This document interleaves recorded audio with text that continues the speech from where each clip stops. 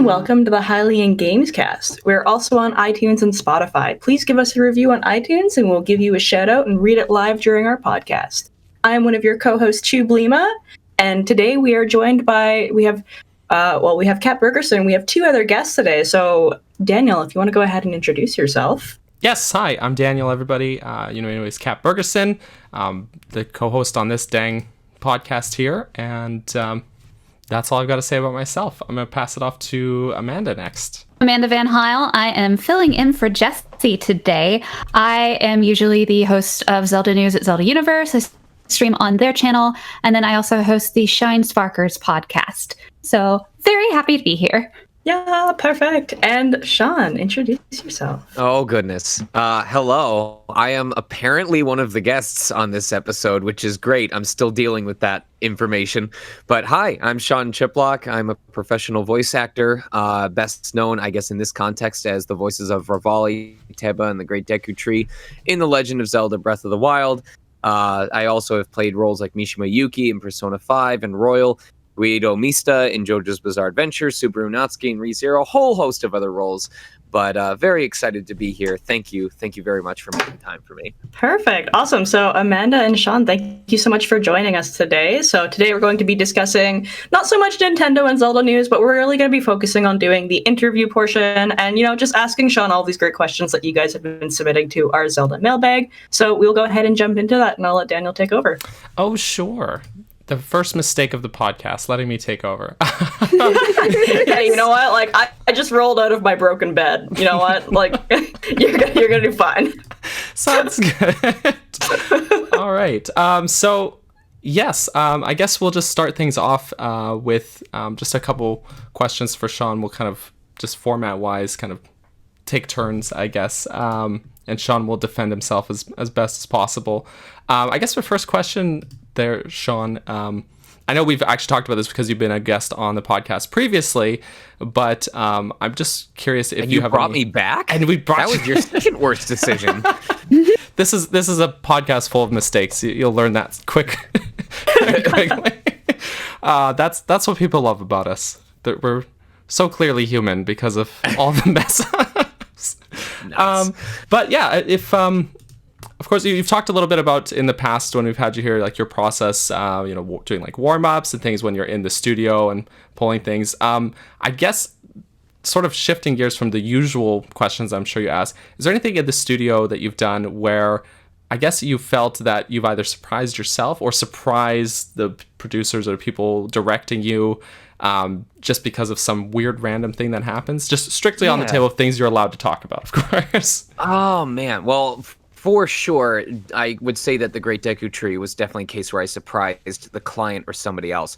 A lot of people don't know this, but originally, the Great Deku Tree was the only role that I had been cast as for Breath of the Wild, which is ironic because of the three, and I'm just speaking from a purely, self-critical standpoint, I consider the Great Deku Tree to have been the weakest of the three performances, or I should say the least strong. But what was such a good marketing point about it was because it was so different from my normal speaking voice. You're talking about when I talk normally, you can kind of hear the front of the head voice, the amount of it that's nasal, a lot of air that I'm pushing out of my nose. Whereas when we're talking about the Great Deku Tree, we're talking about a very wide, very deep, very open throat noise that you're not expecting. And when I did that in the live callback for the director, it just completely caught him by surprise. Like, he was not expecting it. In fact, one of the heads of the studio happened to be in the studio that day, and the director brings them in and says, you got to listen to this. You got to see what this kid can do. And he has me repeat the voice, and I do it. And the director's like, my God, that's pretty impressive. So, that was definitely a case where showcasing my range and my ability to portray, more than just one character type worked in my favor. Sometimes it's just because it means I'm capable of taking directions if they want to say, hey, we need you to go deeper with this voice. Sometimes it means I'm more viable if they're like, well, we know there's going to be multiple characters in this game, and I'm not saying this to be critical, but the reality is sometimes clients want to reduce on costs. So if they can hire one actor to do multiple roles, it saves on session fees. So I started out as Great Deku Tree, and then along the process, I don't know exactly what led to this happening, but along the process, Revali became available for test samples, and they asked if I wanted to try out, and I did, and as we might imagine, that worked out well. And then in the process of recording for Revali, 𝐷𝐵 came along. So that's definitely a case where if I hadn't caught that director by surprise vocally, it might not have turned out the way that it did. For personal stuff, something where I caught myself by surprise and I wasn't expecting it. Because like Re:Zero was definitely a huge challenge, but I knew what I was getting myself into and I knew that I was capable of doing it. I just had to go for it. Probably, oh man, that's a really good starting question. The one that immediately comes to mind, the one that I immediately thought of was what was it called? Green Balrog, I think is his name in Hyper Universe. It was basically a multiplayer online battle arena game. And Green Balrog is this sentient Venus flytrap monster who runs around on his root tendrils. And it was the first time I had a role that was completely creature noise effects. There was no human speech. There was no understandable English or like even a foreign language. It was just straight up monster screeches, burbles, growls, roars, stuff like that. And it was one of the most fun roles I had because I had to express these emotions without saying any actual words. And it also led to me getting to officially record. I hate that I'm doing this with my wife being nearby in the other room. I got to officially record one of the grossest noises I've ever made as a part of the character's repertoire. If you don't mind me doing it here on the podcast. Yeah, sure. So Please do. The effort was we need a noise for when he's slapping his wet tendrils on the floor as he's running across. Basically, if you imagine like a plant kind of gliding along on his own acidic juices that he expels from his mouth. And the way I did that was by basically slapping the saliva between my cheeks rapidly to make it sound like a bunch of roots simultaneously hitting the ground. And it sounds a little something like this. Oh no. I don't like that. I have no words. That's some ASMR. I'll listen to that for an hour straight. Let's go. And I gotta be honest, if I played that game at all, I would have been the worst teammate because all I would have done was put on noise-canceling headphones, crank up the sound effects volume to 200%, and just dashed back and forth in the arena so I could hear me go. Oh no. Oh no. Wow. All right. My wife is giving me that look from the other room that says, after this interview, you're buying me Starbucks. She's smart. Oh, that's great. Actually, although speaking of, you mentioned about casting with the Deku Tree and Revali and 𝐷𝐵, and just if I'm going to gush for a second here, even that, you were talking about just showcasing your range. I don't think most people would even connect the dots that that's the same, the same actor portraying those three characters, because they don't sound anything like each other. Like, just your speaking, you can hear, okay, oh yeah, this guy's Revali, that makes sense. But just having a conversation with you and seeing you, like, if anyone here watches, Sean has a Twitch channel which he streams, seeing this guy with a, I would say, similar build to myself. We're both skinny white guys. You just wouldn't see that person and think that's the Deku Tree. Like, I would say I'm whiter than white. I am the pastiest mofo on the planet at this point. Translation. Six, 7 months inside an apartment, avoiding the sun at all costs. Like, even vampires think I'm too pure for them to suck blood. Amazing. Now, Yeah, Daniel, you do such a phenomenal job just differentiating the three characters. Oh, I thought you were going to say you do such a phenomenal job being a pasty white guy. And I'm like, Oh. thanks. Oh gosh, it's hard work. the compliment you were absolutely fishing for. I mean, I'm married to a super pasty white guy myself, so I get that. Nice. No, thank you very much. It's it's something I'm extremely passionate about. Part of it is Stockholm syndrome, because if I suddenly lost the ability to do voiceover, I don't know what I would do with my life. Streaming has grown recently, but I don't know if it's something I would want to commit to for 8 to 12 hours a day, every single day, particularly because part of what I enjoy about voiceover is there's those days when I go in for a session from like 1 to 3, and that's my day. You know, I might do auditions from home or something like that, but I'm not focused on something for a full 8 hours, and I've struggled in the past trying to do that with quote unquote standard jobs. So I take it very seriously, and I'm very, very grateful for the opportunities that I have had and that I get. And I try to carry that with me, where I go, hey, if you want this to be a consistent thing in the future, you have to approach every single voiceover job as if it's technically it is technically going to be your last until you get booked again. So leave a good last impression, give people a reason to want it to not be over yet, and hopefully it'll work out in your favor. No, that's good. That's perfect. Kayla, do you want to go ahead with the next question? Yeah, I was gonna say, did you actually ask your own question then? Yep, that was a Daniel original. Yeah, that was a Daniel original. All right. Damn, Daniel. No. So, yesterday I'd been talking to a couple of friends and just kind of mentioned, hey, we're interviewing Sean Chiplock, and I was going through, what you've done, and they're like, wow, like so cool. So I want to know, like, are you recording from home right now for a lot of what you're doing? Then, I've like, been solidly recording. I think since obviously the shutdown in California began officially on March 19th. And I can check my calendar to confirm that, because I was working pretty much every day up until March 18th. And then on March 19th until May 4th, there was nothing. Absolutely nothing. Just a blank. I'll straight up take a screenshot of, because let me see if there's anything that... No, this is all stuff that has come out since then, so I can show this stuff. Oh, perfect. So here's what my schedule looked like. Let me see. There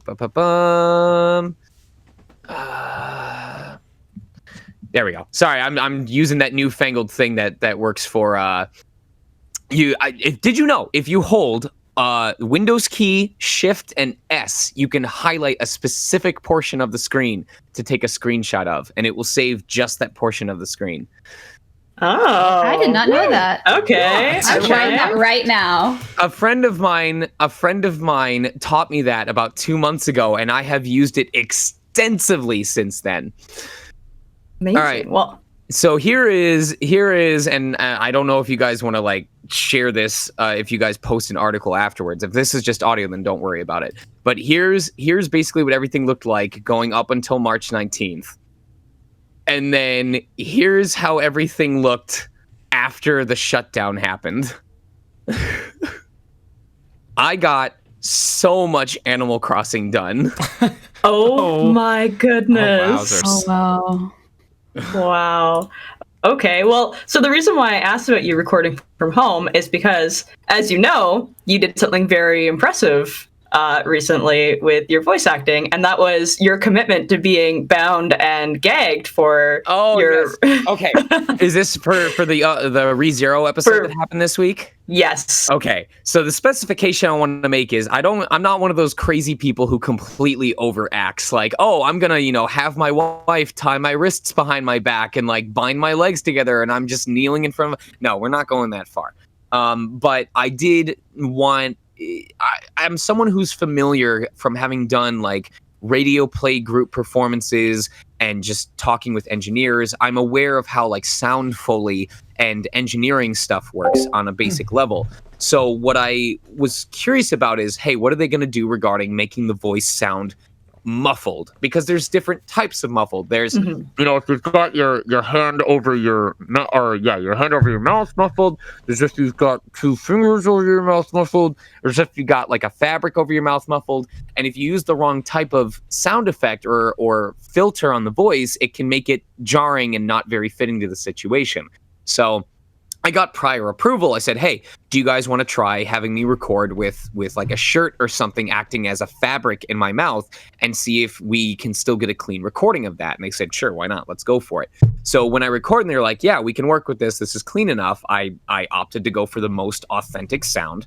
And so I took one of my thin fabric shirts and I rolled it up and I basically held it against my mouth as if it were a rope gag. And any of those lines where Subaru has the rope against his face and it's blocking his airflow, I was repeating or authentically recreating that experience so that it would sound legitimate. All right, amazing. Yeah, I was mostly just curious because I was like showing that off yesterday, and I was like that's some serious dedication to, like you said, like understanding like the different types of muffling, and how to really make sure that that comes through in your VA. And for next week's episode, for the rabbit scene, I actually had them bring the mic with them while I went to a piranha lake and jumped in and had them start eating me alive. The scabs are still there, but I really think that the end result will be appreciated by audiences all over. That's some true method acting right there. That's some Daniel Day-Lewis business right there. True dedication and passion. Love it. Amanda, you can go ahead and hop into your question if you'd like. Okay, I do have a question. Since you have been recording from home, what kind of equipment are you using, and like what kind of soundproofing things are you doing? Because I know, like, anytime I record, I usually just record in my closet if I'm doing some kind of voiceover.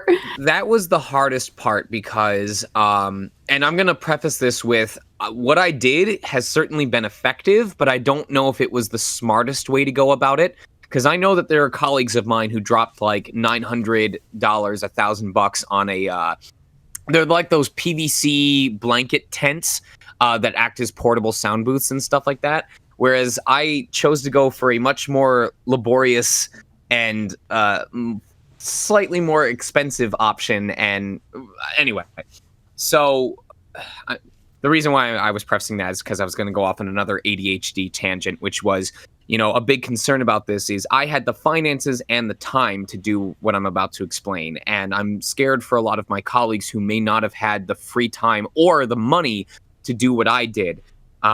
So this is one of those, if you have the privilege of being able to afford it, that might be something you want to look into. So first, I just wanted to preface that. So prior to the pandemic, I was running a pretty basic setup. It was a Blue Yeti microphone, which I'm using that now for this interview, but when we're talking about broadcast quality stuff for like shows and video games, it generally won't foot the bill. But I was using a Blue Yeti microphone. I was using a reverb filter. I had this little tiny standing room only sectioned off corner of our closet. And that's basically where the recordings happened. And now that I've improved the setup, now I understand how bad that sound quality was. But I didn't realize because it was good enough for most of the clients that I worked for. And it's good enough can be a real hindrance to actively pushing yourself to upgrade your space. But after the pandemic happened, there was about a 3-week period where I overhauled an entire room. That studio room, previously I was only using the closet, but then I eschewed the closet and I turned the entire room into a makeshift recording booth. And that means wall-to-wall acoustic foam, including on the ceiling. I got a room divider and put acoustic foam on that so I could cut off the back half of the room from sound echo. Replaced the microphone with a Stellar X2. Got a interface so I could properly mess with the mic gain instead of using the computer settings. I had to drop $600 on Source Connect because a lot of clients prefer to use Source Connect for live recording purposes. All in all, I think the upgrades cost me about $2,500 to $3,000. Oh boy! Whereas the previous setup was closer to being $300 altogether. And it sounds like a lot, and I was definitely stressed out about it at the time. But of course, being able to work with this new setup has already more than paid for itself. Like literally just speaking in regards to, there's a project I'm working on right now that's a game project. Video games, the current industry average is $250 an hour with a 2-hour minimum. And I've been recording for this project in 3-hour chunks every single weekday. So in a week of recording for this one project, being able to record for this project because of my studio specs, I have already made back what I spent in total upgrading the studio. And that's not even counting any of the other projects that I have been working on over the last 2.5 months. So it has more than covered for itself by now. Well, that's I mean, that makes sense though. you gotta spend a little to make a little, I guess, right? Yeah, I mean, it's no different than people that like have to upgrade like their computer system or all with if they're like designers or anything like that. So it makes total sense. So that's awesome. It's funny you bring it up that way because my wife and I had serious talks yesterday. I've been doing streaming very heavily, but because of that, she's had like no access to the console that she wants to be playing on. And at one point, I said we got into a discussion about literally buying a second version of that console just so that she had her own copy she could play like in the bedroom. And at one point, she expressed it's like. I said, I have no problem with funding that. And the disagreement was, having me shell out all this money for a console and a TV. And I said, no, you don't understand. It's an investment. If me buying this allows me the free access to the console I'm already hogging, that's no different than me spending the money on upgrading my studio so I can continue doing what I want to be doing. It's a business investment. Yeah, absolutely. She understood a lot more after that, but I just thought it was funny because who in the right mind ever thinks they're going to be in a position in life where they go, I have to purchase a second PS4 so I can continue doing business. Yeah, not my first option, honestly. Tell my childhood self that, and I'd be all bright-eyed. Oh my gosh, absolutely! Okay. That is like the dream. The moment, the first real moment that had doing this as a career hit me was back when I was younger. The first console I ever bought for myself was a Nintendo Wii, and I saved up portions of like 2 or 3 weeks of my part-time job to finally have enough.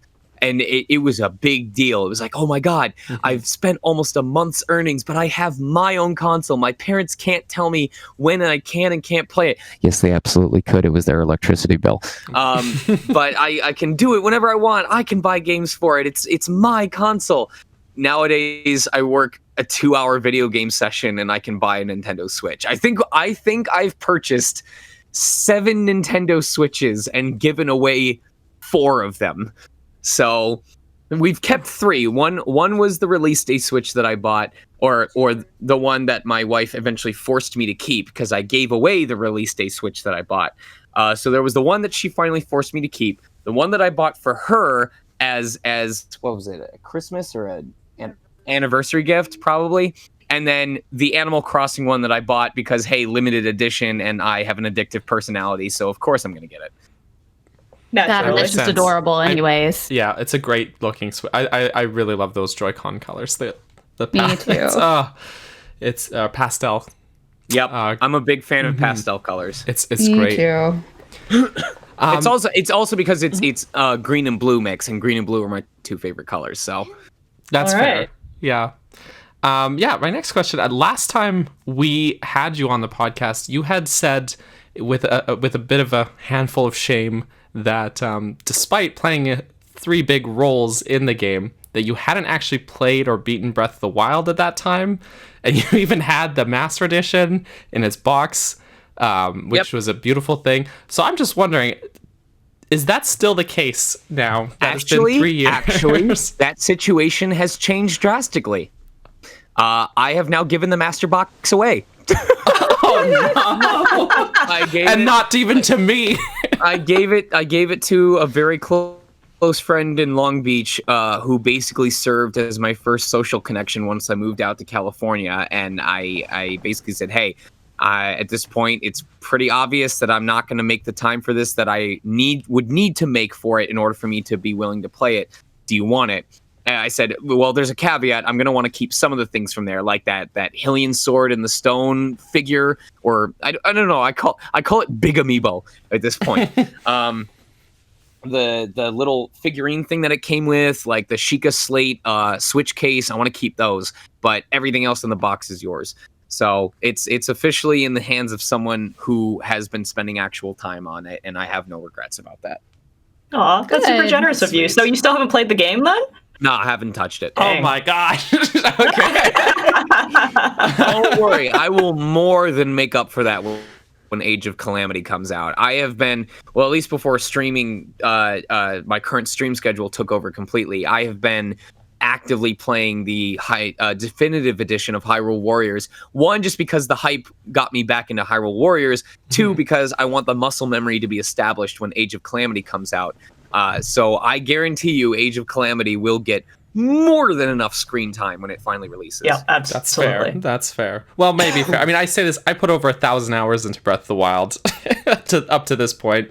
So I'm more than unrelated, there, but touching back on when the pandemic first started, I'm just saying this out of disbelief. In the 1 month after the pandemic lockdown began, I somehow logged more hours in Animal Crossing New Horizons than I had logged in Smash Ultimate since the day it came out. Wow. And I was an active tournament player. Like, I was playing on Wi-Fi for 4 to 5 hours at a time. I was going to tournaments, so my system was on for all of those times. And somehow I still surpassed my total hours logged in 1 month on New Horizons. No, that's fair. I've put That's in, impressive. I'm just looking at my Switch things now, and Animal Crossing is one of those games where it almost feels like you don't get much done, but just the hours get sunk into it. Well, I mean, if we're talking about real life responsibilities, it didn't just feel like I didn't get much done. I literally didn't get much done. There you go. Exactly. So, I mean, like, I'm at almost 700 hours into Animal Crossing since it came out, and I'm also a pretty big Smash player. I would be terrified to go up against you, but I've only put Animal Crossing and Sims, 130 the games where you can live out the perfect ideal life that you're not willing to put in the effort to do for real. Exactly. Oh, absolutely. Yeah, Chewy. Yeah. All right. Well, I'm going to hop into the mailbag and start asking some of those questions. Okay. Just because we should probably tackle a couple of them, because I don't want to keep you for too long, right? Like, we started about 12:30, so I'll keep you for like an hour. I think my plans were to start Super Mario Galaxy around 2, so if we end up going a little over 1:30, I have no qualms about that. Yeah. Okay. Perfect. So let's start probably with the top of. I'm gonna skip that one. We're gonna start. So, DJ the Spoopy fanboy warrior asks, which was your favorite role in Breath of the Wild, and are you doing? You don't have to answer that last part if you're doing any of those characters in the sequel, because we don't know that, and I don't think. Yeah, you don't have to answer that. Like, one of the things people need to understand regarding, and I'm being honest when I say I have no idea if Revali comes back in Breath of the Wild 2. I personally do not think there is a reasonable opportunity for Revali or Teba to come back in Breath of the Wild. I mean, Revali's dead, so... Yeah, I agree with you. Well, I mean, okay, well, people have been saying, there's, trust me, I could burn a whole 20 minutes on my headcanon theory regarding how this game goes. The long and short of it is, I'm hoping that Breath of the Wild 2 is a sharp contrast to Breath of the Wild 1, which is, if Breath of the Wild 1 was, it's a wide open world and you're able to interact with all of these different people and work with them and connect with them. I hope Breath of the Wild 2 is the exact opposite. It's cramped, it's dark, and you aren't able to keep in contact with the people that you know and love and want to protect because you're so far underground that the signal gets blocked and they can't reach you. Metroid 2 is one that immediately comes to mind. How the deeper you got into the catacombs of the planet, the less music you heard and the scarier it became. I want that for Breath of the Wild 2. Maybe the Great Deku Tree can communicate with Link via like his roots or something like that, because his roots might go super deep. But even then, I eventually would want them to go so close to the source of the calamity that it overpowers any other communication medium, and it's just them and the darkness and everything that wants to kill them. So that's my headcanon theory. But getting back to why I can't answer the second half of the question that you never even finished answering before I started answering.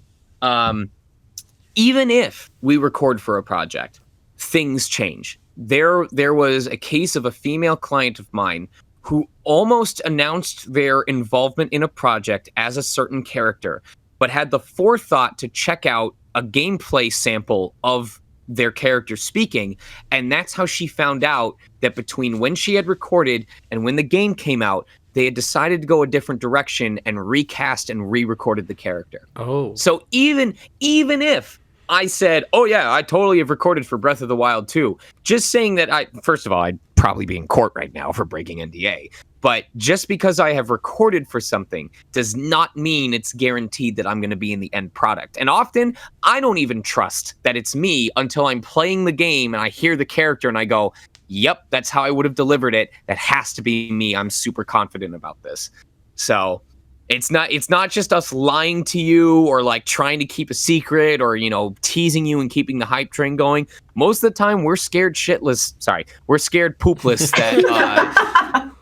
that that we're not even going to be in the finished product after all the work that we did. So you know, that actually makes a lot of sense, because I recall on Twitter that when all of these voice actors started announcing, oh, I'm Revali, I'm pleased to announce I'm Zelda and Breath of the Wild, I'm Daruk, all these Twitter posts didn't actually hit until the game was out. And that actually just makes a lot of sense now. So I wasn't sure if it was like an embargo thing or... But I think at that point, well, it was certainly an embargo. In general, I like how we're going on a completely different tangent, but it's an educational tangent, so who cares? In most cases, the embargo lasts until either we get permission from the company or the game is out in a public medium as intended. Mind you, game leaks that have the cast list do not count as, oh, it's public knowledge now, unless the company goes, whatever, forget about it, go ahead.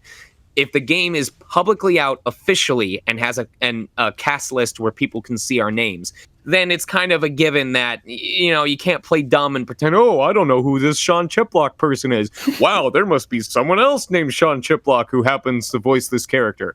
But until then, if it's not public news and and we haven't gotten the okay from the company, it's a no-go in any sense of the word. What's interesting, actually, no, there's a good example. I'm not going to name it by name, but there is a project out right now that the cast is not allowed to talk about their involvement, because even though it's out, there is no cast list listed within the game. It doesn't have specific names. And so now it's at this weird middle grounds where even though the game is out, people are playing it, unless either that changes to where the cast list is in the game or the company says it's okay, none of the cast members are allowed to say anything. Even though people are going, I imagine people are going, hey, are you so-and-so in this? Do you voice this character? If there's no public way of knowing that, then they have no right to say it. So. Good to know. Fascinating. Anyway, what was the first half of that question I was supposed to answer 5 minutes ago? Favorite role that I played in Breath of the Wild? Role out of the 3, yeah. Yeah, so the fun thing about the video game industry... No, I'm just kidding. Man, they were all special to me for some reason. The one that I've been telling people is, I know Revali is a lot of people's favorite character, but 𝐓𝐰 is the one that's the most special to me, because 𝐓𝐰 was the first time that they showed me the sample of the character. And in my head, I went, I know exactly what I want to do for this character. I know exactly what I want him to sound like or what he sounds like to me. I'm going to present this. And I did. And they said, yep, that works for us. And so I did that voice for the final recording of the character. And I don't believe they changed a single thing about how I delivered that voice. There were no tweaks. There were no make it a little higher pitch, a little lower pitch, make it a little less gravelly.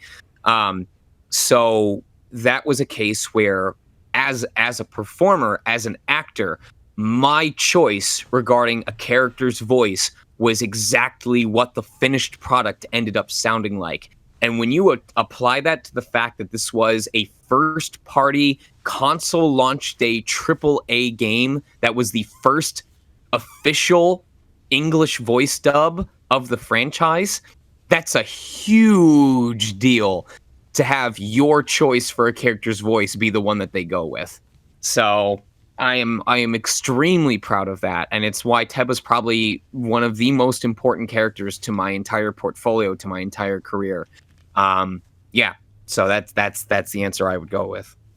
And actually knowing a bit about like how these recording processes go and how oftentimes actors talk about, you know, the directors like pulling performances out of them and stuff, and it's like that is something to be proud of that you just gave it a go. Yeah. And they're like, they definitely had to pull one out of me for Revali. Revali was straight up going in with a choice regarding the character's personality, having to scrap every ounce of it and start over from square one and rediscover who Revali was.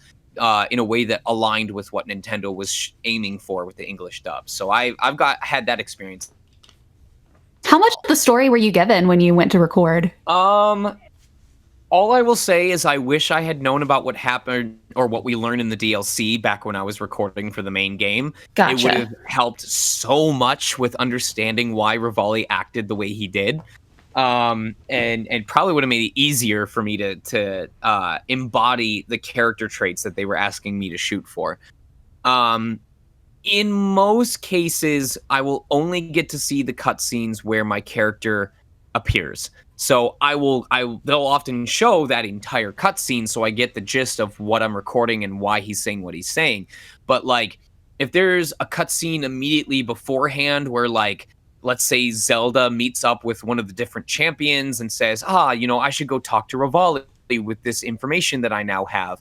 And then there's the cutscene where she goes to Revali and talks to him about it and says what she knows. I will only see that second cutscene. I won't know about any of the prior information reveals or any of the other interactions that happen. So I have to work with what I've got based on the limited information that I'm given. So it can be difficult at times if understanding the current events of a given scene relies on having prior knowledge from a previous scene. Mm-hmm. Yeah, no, that makes sense. Almost seems like a handicap, as it were. But yeah, quick question as well. In previous podcasts, we've had guests like Patricia and Joe on, and something they've talked about extensively is having to match the lip flaps of their characters and how that can sometimes be a challenge when recording the English dub for it. Now, Revali and 𝐷𝐵 in particular, their mouth movements would be a little different with the whole beak situation. I feel like I lucked out because you're totally right. And where if 𝐼𝐵𝐼𝐢 and Daruk and Yunobo and Sidon, these characters all have mouths that can do O shapes and E shapes and Ah shapes. And so the writers have to match exactly the lips shapes that they're moving, and the actors have to perfectly time which word they're saying to where the lip flaps are. Mm-hmm. Me, it's just, I am bird, beak go ah, beak go So either the mouth was open and I was talking, or the mouth was closed and I was shutting the hell up, and that made lip syncing so much easier.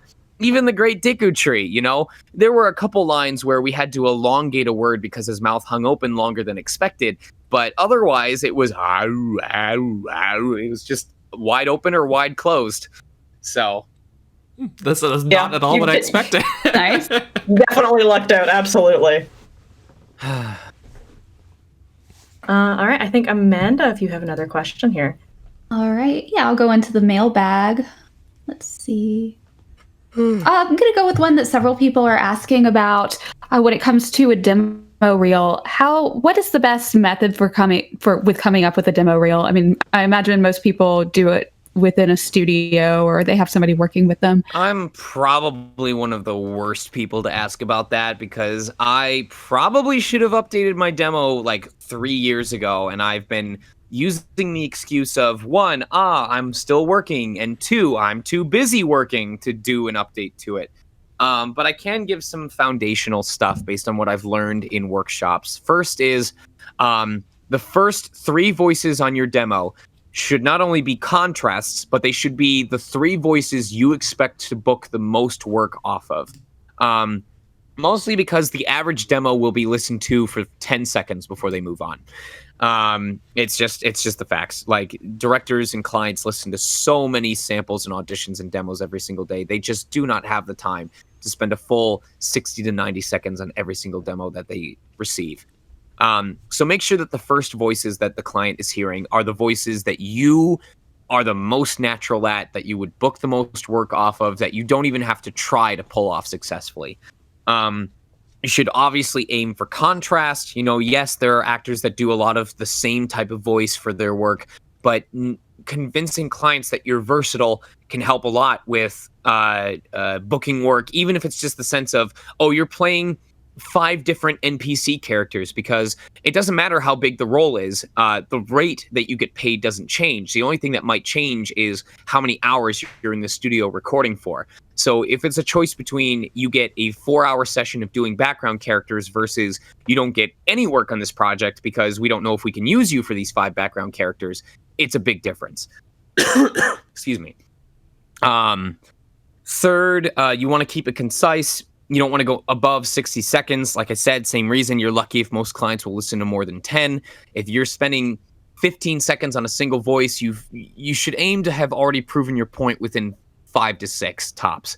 And the big one that a lot of amateurs fall prey to is do not rely on stereotypical tropes and lines for your demo. I'm talking the "I'll never let you do this," the "she meant so much to me, I can't believe she's gone now." When you think of a generic line to help sell an emotion, whatever first comes to mind, I guarantee you at least 200 to 500 people have put that on their demo reel. Your goal should be to tell a story through the eyes of your character in the 5 seconds that you have. And your goal is to leave whoever is listening wanting to know more about this character and wanting to know more about the world that they're a part of or the situation that they're in. If the person is just sitting there going, "Yep, that person's sad. Yep, that person's angry. Yep, that person wants revenge," then you haven't done a very good job. Versus if they go, "Oh, they want revenge. They're going to take revenge because of what happened to their hometown," or, "he sounds so menacing. What does he plan on doing to this protagonist?" If they want to keep listening and hear more of that character, that's the feeling you want to instill in a client, because that's what leads to them saying, "We think audiences will want to hear this voice for 4, 8, 20 hours over the course of this project." Cool. That was some really good information. Thank you.